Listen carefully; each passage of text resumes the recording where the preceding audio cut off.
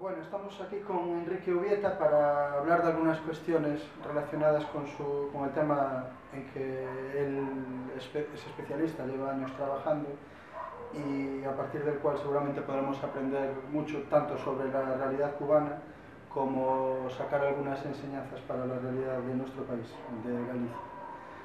Enrique es filósofo y actualmente en su cuarta etapa es director de la revista Cuba Socialista. Buenas tardes, Enrique. Buenas tardes. Y gracias por recibirnos en tu casa. Bueno, queremos comentar contigo algunas cuestiones de actualidad sobre la realidad cubana y, como decía, principalmente sobre el tema de la guerra cultural, sobre la cual has escrito algunas obras y vienes trabajando desde hace años con diferentes proyectos. ¿Qué te parece si empezamos por explicar en qué consiste el tema?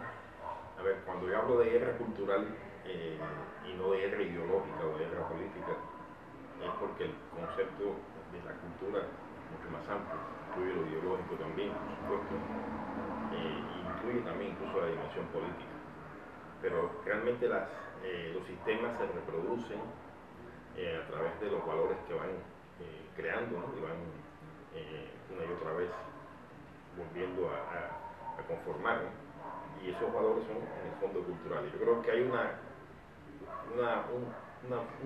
fondo cultural en la proyección de las expectativas de vida de la ciudadanía, de lo que aspira la sociedad a hacer en el capitalismo, que es de tipo consumista y de alguna manera prioriza lo que yo suelo denominar como la cultura del tener, ¿no?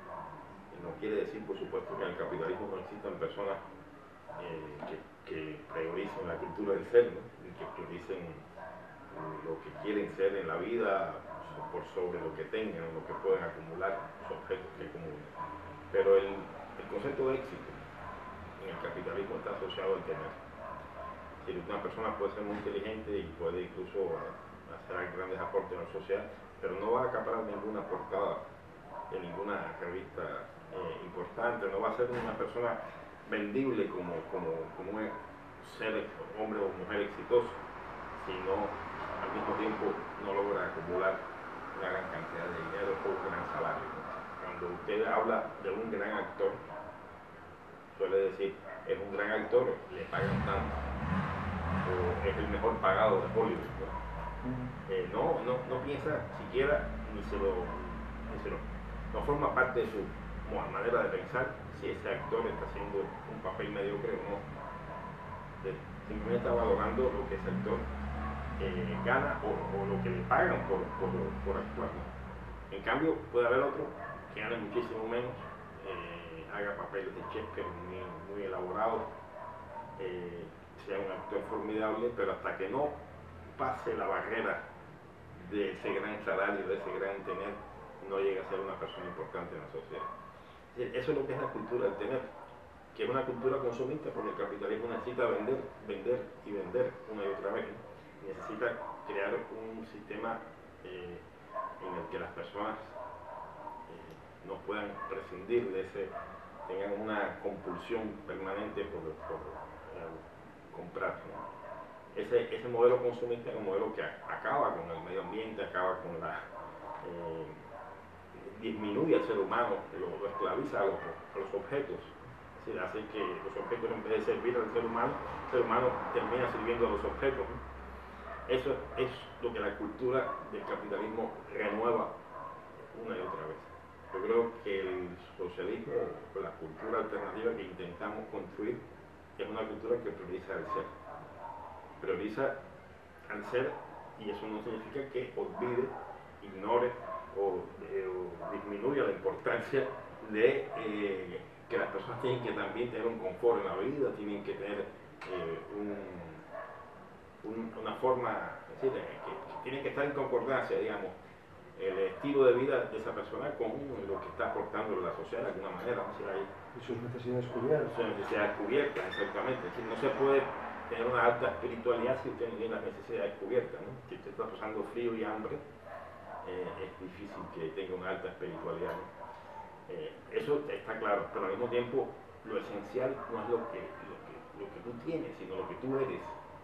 que no es que sea tampoco un genio ni un gran actor ni un gran científico, sino simplemente un ser humano como cualquier otro, con virtudes y defectos, pero que te valoran por esas virtudes y esos defectos, por lo que le aportan en definitiva a la sociedad, ¿no? Ahí radica, me parece, el meollo de la guerra cultural. Te repito que no es, cuando se habla de cultura, no es el arte o la literatura, es mucho más que eso, ¿no? La forma de vida. Es la forma de vida, son expectativas, las expectativas que cada ciudadano tiene de qué es ser feliz, de qué es ser un hombre o una mujer de éxito. Y esa diferencia es lo que marca la guerra cultural y lo que marca en definitiva el triunfo o no de un sistema alternativo al capitalismo. Nosotros llevamos unos días o unas semanas ya visitando vuestro país y nuestra sensación es que esa cultura del tener de alguna forma está penetrando. O sea, vemos en la juventud ciertas ansias de, más que de consumo, de consumismo. Por ejemplo, se empiezan a ver las mismas marcas que se ven en cualquier ciudad europea. O incluso el tipo de consumo que se realiza, el tiempo, cómo se pasa el tiempo libre, la música, por ejemplo. Pero es que ustedes no han llegado, sí, cuando montaron en el avión nos traspasó una membrana que los hacía llegar a otra época histórica. Estamos viviendo en la misma época histórica, ustedes y nosotros. Nosotros estamos tratando de construir una contracultura. Es decir, a ver, la cultura del ser en Cuba todavía es una contracultura. Cuba es una isla, pero no es una isla desde el punto de vista de sus relaciones con el mundo. Todo eso es falso de que Cuba está aislada. Cuba nunca ha estado aislada. Nosotros crecimos viendo películas norteamericanas, crecimos viendo el cine, lo mejor del cine mundial, por cierto. Entonces, claro, la cultura dominante en el mundo es la cultura de la clase dominante, la cultura del capitalismo. Es la que se reproduce en lo que vemos por televisión, es la que reproducen los turistas que llegan al país. Pero hay un énfasis, hay una intención de reproducir, de impulsar, de propiciar que las personas en el país tengan aspiraciones mayores. Mi comentario iba en el sentido de preguntar si consideras que existe una ofensiva o que una parte de la agresión que durante todas estas décadas el imperialismo dirigió contra vuestro pueblo está orientado por la vía cultural. O sea, ¿cuál es la importancia de esa penetración que es inevitable, como tú decías, de los hábitos de consumo, digamos, occidentales, claro, en Cuba? ¿Qué papel juegan en esa agresión y cómo se enfrentan por parte de los revolucionarios cubanos? Hay dos digamos, vertientes de esa agresión. Una es consubstancial al sistema capitalista. El sistema se reproduce a sí mismo, no anda mirando si lo que reproduce, los valores que produce van dirigidos hacia un país u otro país, sino indistintamente. ¿Sí? El capitalismo, que tiene su meca cultural o pseudocultural, como quieras llamarla, o cultural del capitalismo, su meca está en los Estados Unidos, ¿no? Está allí en Hollywood, está en los Grammy latinos o no latinos, está en el deporte profesional de grandes ligas, y también, bueno, el fútbol profesional en Europa, pero todo eso va conformando un sistema de estrellas, un star system, que todo se mide por eso. ¿Sí? Todo. El hombre y la mujer de éxito tienen que pasar por ese matiz del star system, ¿no? Que valora esencialmente lo que la persona gana y lo que la persona representa en términos de imagen, ¿no? ¿Sí? Esa persona puede constituirse en un objeto vendible, un objeto adorable, porque ha tenido éxito monetariamente y al mismo tiempo se viste de una manera, y las marcas, grandes marcas, la visten de una manera que hace que las demás personas compren esa marca, pero también se casa con otra persona bonita, fuerte, ágil, otra persona también de éxito, entre comillas, que tiene las mismas características y forman una pareja feliz. Una pareja feliz que puede divorciarse a la semana o al mes, no importa, pero en torno a esa boda hay un gran escándalo mediático. Es decir, todo eso está, por supuesto, esa es la primera vertiente. La del sistema que se reproduce a sí mismo de una manera natural, permanente y constante, ¿no? Se reproduce tanto y de manera también tan sofisticada que no solo lleguen esos productos al país, sino que nosotros, nuestros propios directores de televisión, a veces reproducen sus mismos valores pensando que están haciendo algo de moda. Eso es uno. Pero también existe toda una producción directamente dirigida a Cuba. Ya eso es más específico, ¿no? ¿Por qué? Porque, bueno, por supuesto hay una intención de destruir la revolución cubana. ¿Quiénes son los principales destinatarios de esa producción? Bueno, en primer lugar los jóvenes, en primerísimo lugar los jóvenes, pero no porque sean más débiles los jóvenes, ideológicamente, no porque los jóvenes estén más despistados. Conozco a tantos o más viejos despistados que a jóvenes. El tema es que la pelea esta no se decide en los viejos, se decide en los jóvenes. El futuro, ¿no? Es el futuro.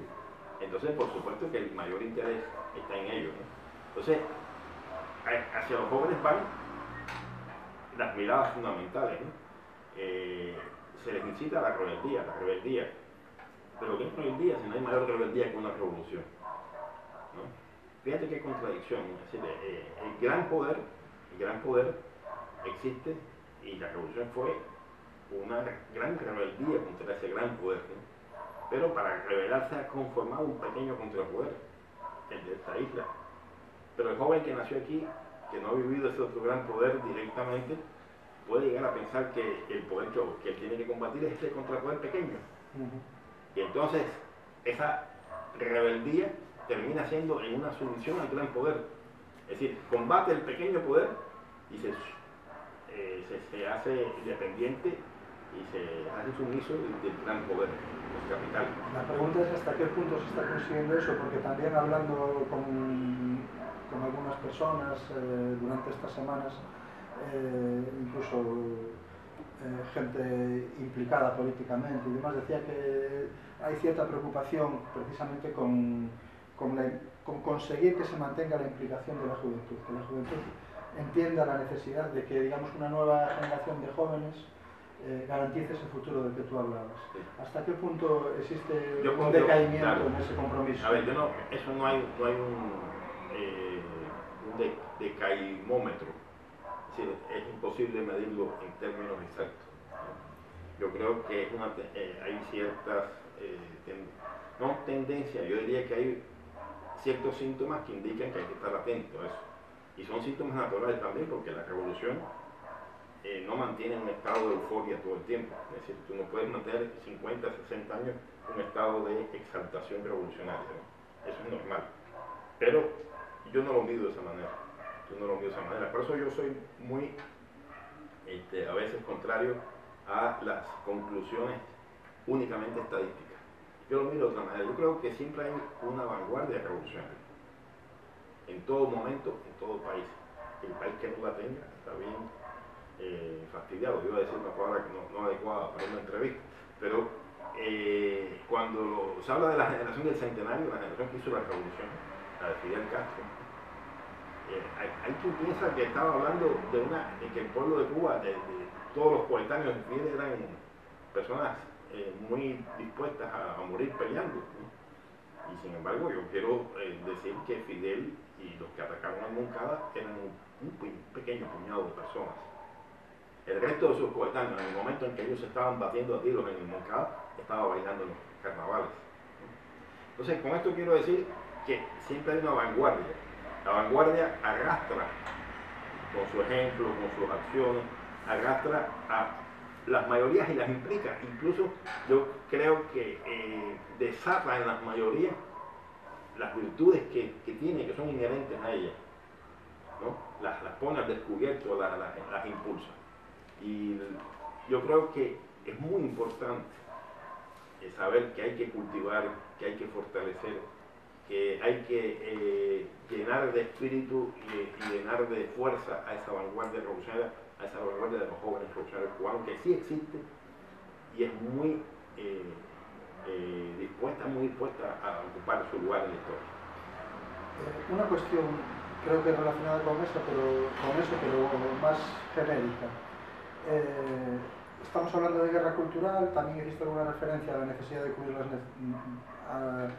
a que es necesario cubrir esas necesidades básicas de la población para poder hablar de cultura y de otras aspiraciones del espíritu, digamos, pero en el caso de Cuba sabemos que es una economía dependiente, un país periférico y que todavía hoy tiene importantes carencias materiales, como cualquier país de la periferia que no sea del centro capitalista, donde además en la crisis mundial en que nos encontramos también están surgiendo graves contradicciones. ¿Hasta qué punto es posible, uno de los debates clásicos en la izquierda revolucionaria, hasta qué punto es posible, digamos, que el factor subjetivo sustituya las carencias materiales cuando en principio el socialismo debía ser la gestión de la riqueza y de la abundancia y no de las carencias, ¿no? Como finalmente sucedió en la mayor parte de los países en que en el siglo XX se triunfaron revoluciones sociales, ¿no? Eso es una paradoja en relación al modelo clásico en que se preveía que las propias contradicciones del capitalismo conducirían en su abundancia productiva a que la mayoría pudiese gestionar, no solo producir, sino también gestionar esa riqueza. Y sucedió en países en que eso no era posible, ¿no?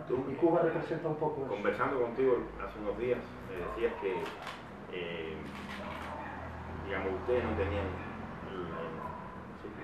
vamos a decir, los revolucionarios del mundo, para generalizar, no tenían derecho a exigirle más sacrificios al pueblo cubano.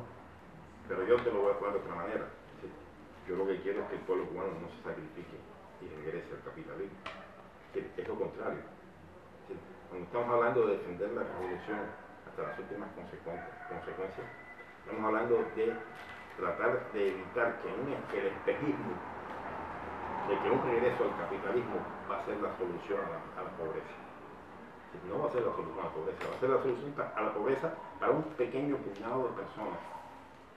Para la inmensa mayoría de la población cubana va a ser el aumento de la pobreza, de las desigualdades, y eso hay que evitarlo a toda costa. Yo creo que también tenemos un compromiso con la historia. Se han muerto muchas personas, hay muchas personas que han entregado su vida, tanto físicamente como espiritualmente, durante mucho tiempo, para que nosotros regalemos lo que hemos conquistado, que es muy valioso.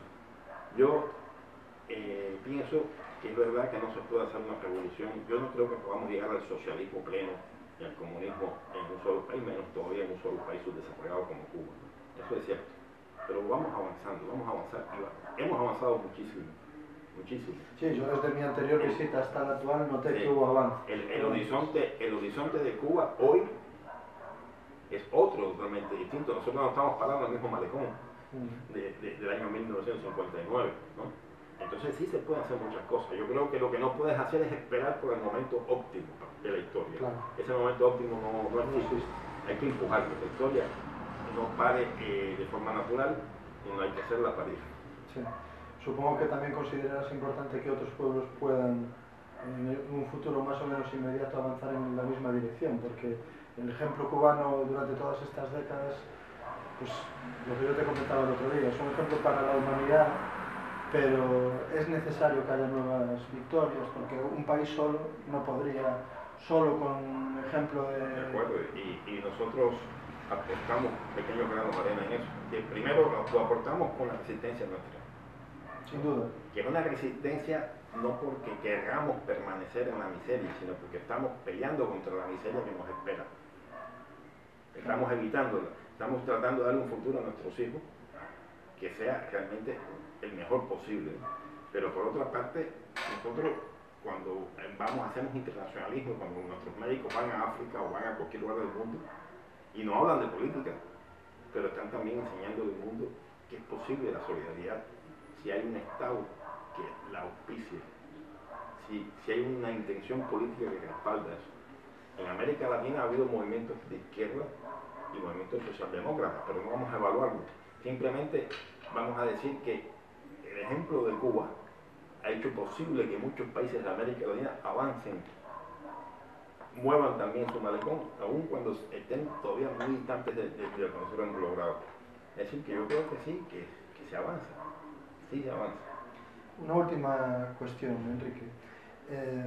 Últimamente en los medios digitales, en internet, se ve, digo, desde fuera de Cuba, se ve que estáis en un debate sobre la posibilidad de lo que se llama centrismo, ¿no? De una posición intermedia, una cosa, algo así como mantener lo que se consiguió y al mismo tiempo avanzar para un modelo que imite, no sé si el sueco, en fin, algo que yo creo que tiene mucho de idealista, ¿no? De intentar trasplantar la realidad, por ejemplo, nórdica del norte de Europa a un país de un área geográfica económicamente dependiente y que, como tú decías, solo hay que mirar alrededor el resto de los países para ver lo que podría dar de sí un modelo de ese tipo, ¿no? Pero lo cierto es que da la sensación de que existe un debate interno. A mí la palabra centrismo no me gusta. La palabra centrismo la han usado algunas personas que son partidarios o desean ubicarse en esa zona, ¿no? Y nosotros la que tomamos en el debate en algún momento porque ellos la estaban usando, pero no es una palabra que define nada. Realmente es un eufemismo, es una máscara. Sí, nadie está en el centro. En Europa también existe ese eufemismo, sí, para denominar a la derecha. Claro. Es una máscara realmente, ¿no? Ahora, ¿qué creo yo? Bueno, yo creo que no es posible, y lo he dicho muchas veces, tomar lo mejor del capitalismo y lo mejor del socialismo. Eso creo que es una falacia. Y no se trata que en el socialismo no haya elementos de capitalismo. Ni siquiera se trata de que en determinado momento usemos elementos del capitalismo. De hecho, el socialismo no es un estado de llegada. Y ni siquiera podemos decir que estamos en socialismo, estamos en un proceso de construcción socialista, ¿no? Entonces, no estamos en ningún lugar de llegada, estamos en un camino que se hace desde el capitalismo. Claro que sí hay elementos capitalistas.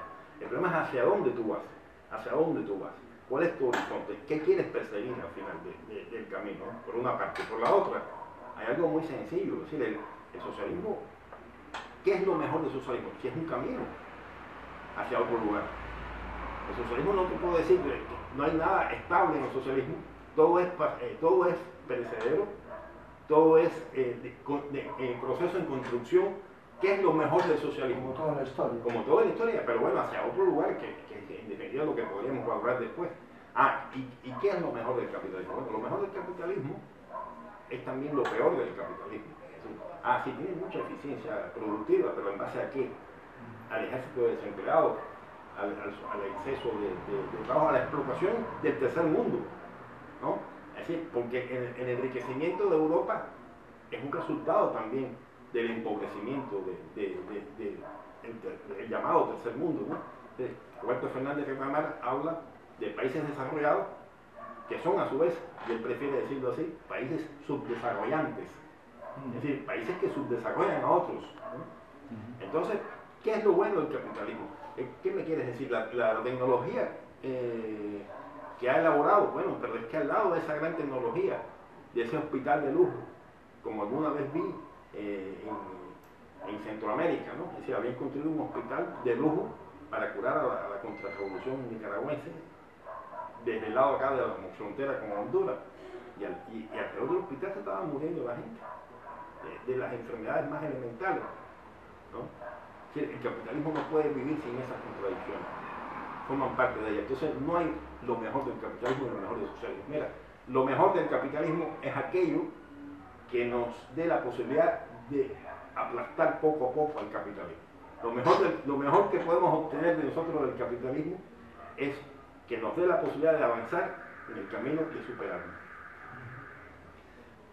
Y ya para concluir, como gallego no puedo dejar de colocarte esta cuestión. Para nosotros, además de esa lucha por la construcción del socialismo, Cuba es un ejemplo histórico también en la lucha por su soberanía.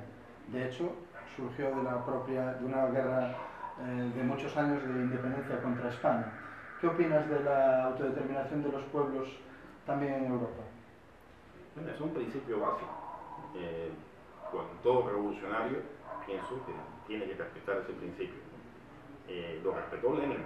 Fíjate, no era algo todavía que estaba en el tintero de Marx y Engels, aunque Engels evoluciona y llega positivamente, ¿no? Y Marx incluso también, pero no le da tiempo. Sí, claro, exactamente. Pero para Lenin, que sí era el líder de un país que estaba más atrasado, pero además no era solo un país, era también un imperio, ¿no?